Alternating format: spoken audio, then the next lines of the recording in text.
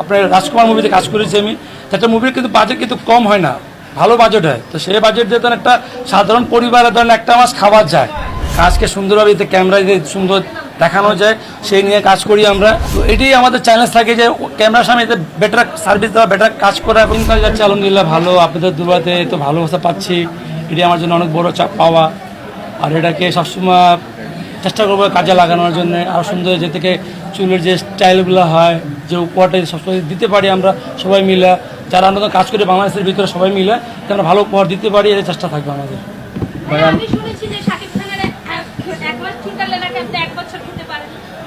না, ধরো মুভিতে কাজ করি, যদি আমরা একটা মুভিতে কাজ যদি আমি বলি আপনাকে যে আপনার রাজকুমার মুভিতে কাজ করেছি আমি। একটা মুভির কিন্তু বাজেট কিন্তু কম হয় না, ভালো বাজেট হয়। তো সেই বাজেট দিয়ে ধরেন একটা সাধারণ পরিবারে ধরেন একটা মাস খাওয়া যায়, তো সেটা ছিল আমার মিনিংটা।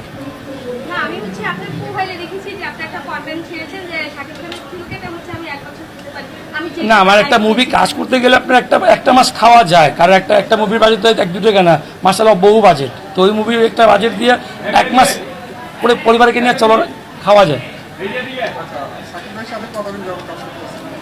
এটা দীর্ঘ 4-5 বছর হবে। সাকিব ভাই চুল যখন আপনি নতুন লুক দেন, এর কোনো পূর্বের ঘটনা বা মজার ঘটনা বা কোনো কাহিনী আছে কিনা শাকিব খানের সাথে, বা এরকম করতে হবে এ ধরনের কোনো ঘটনা ঘটেছে কিনা যদি একটু বলতেন।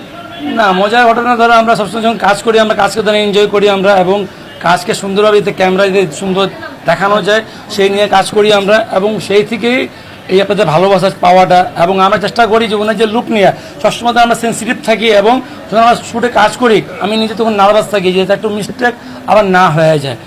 তো এটাই আমাদের চ্যালেঞ্জ থাকে যে ক্যামেরার সামনে এতে বেটার সার্ভিস দেওয়া, বেটার কাজ করা, এবং আমরা যখন পিছিয়ে দেখি যে কেমন লাগে না লাগে, ওটা নিয়ে আমরা সবসময় টার্গেট করি আর কি। আচ্ছা ভাই, আপনি তো সাকিব খান মানুষ, যেহেতু আপনি সাকিব খানকে একেবারে কাছ থেকে দেখছেন, মার ব্যক্তি হিসাবে দেখেন সাকিব স্যারের লগে আমি ব্যক্তি হিসাবে ধরেন বাসায় ওনার যাই এবং কাজও করি আমি। ধরুন ব্যক্তি হিসাবে উনি খুবই ভালো এবং আন্তরিক টান আছে, এবং যেরকম আমাদের ছেলেগুলোর সঙ্গে একটা ভালো মর্নিং কথা বলা কাজ করা এবং আমাদের খোঁজখবর রাখা, এটা আমাদের জন্য অনেক বড় চাওয়া, অনেক বড় এটা আমাদের জন্য বলতে যায় যেটা সবাই জিজ্ঞাসা আপনার ভালো বন্ধুরা, এটা আমার জন্য অনেক বড় চ্যালেঞ্জ। তো সে থেকে ধরুন ভালোবাসা আর বেড়ে যায় আমাদের পরিস্থিতি থেকে, এবং চেষ্টা করি আরও যাতে বেটার তার সাথে থেকে সুন্দর কাজ করতে পারি, এটাও চেষ্টা করি সবসময়।